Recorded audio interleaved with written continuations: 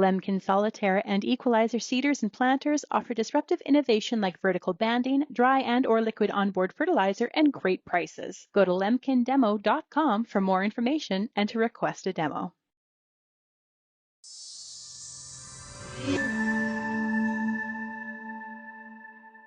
Amber Bell here with Real Agriculture. I am standing at the Westlock Terminals in Westlock, Alberta. Now, as many of us know, there have been a lot of railway disruptions. There have been problems getting grain to ports. And so today, Westlock Terminals held their grand opening of the Dry Port of Westlock. And I had the chance to catch up with CEO Clifford Bell as we discuss what the opening will mean to the region and how much easier it's going to be to get grain to port when we're using trucks as well as trains. So, listen in. We're at the grand opening of Dry Port of Westlock for the terminals here. You're with Westlock Terminals, so tell me what's going on. I guess earlier on in the evolution of Westlock Terminals, we were strictly a Canadian Wheat Board agent at one time. When the Canadian Wheat Board left, we had to pivot and find our own way. We had to grow up. We had to find ways to market our own grain. We had to find export sales, domestic sales, and we had to source grain from pretty much all over Alberta. So over the years, I guess we've just been developing as we go along. And, it was kind of the mandate of the board to stay independent, so we didn't want to sell out to any multinational. And at the time, nobody really wanted to buy an old wooden elevator anyway. So, we just kept slowly building and slowly expanding. And now we're to the point now where, grain transportation is the big bottleneck for us right now.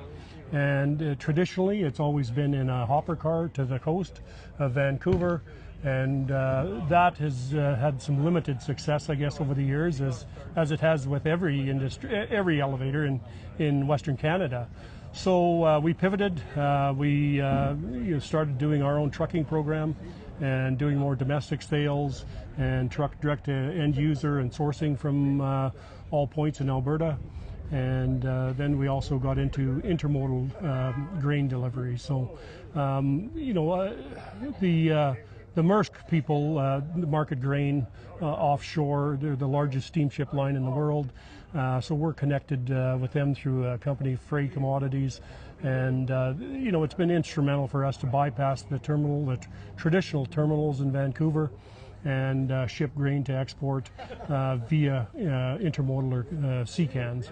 So we've had to build our facilities and pivot a little bit and work out the logistics and the supply chain.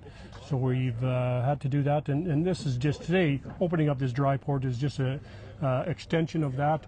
And so what we will be building this to is a container intermodal supply depot that we can load, ship, receive, and go with that. I guess it's we can receive anything really. I mean, it doesn't matter whether it's steel coils or whether it's concrete powder or whether it's GSPs, grain pellets, or to further enhance not only the farmers of the area but the industry in the area as well too. So we just brought in some coils for the culvert plant. So it's really been an exciting transformation for us, and we're just happy to be. I'm just happy to have a good support of the board of directors and the local people and the local business people and the local farmers, right? So the members and investors of Westlock Terminals, for sure. Right. Do you foresee this insulating from maybe some of the railway strikes that we've been seeing in the last little bit? Absolutely.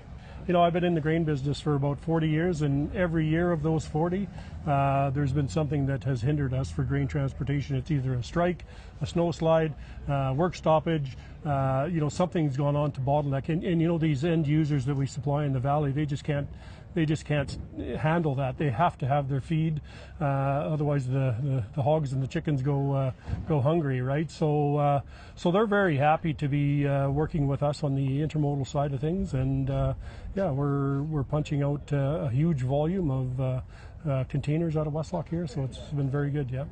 That's terrific. Well, I want to really thank you for joining me, and that was Clifford Bell on Real Agriculture.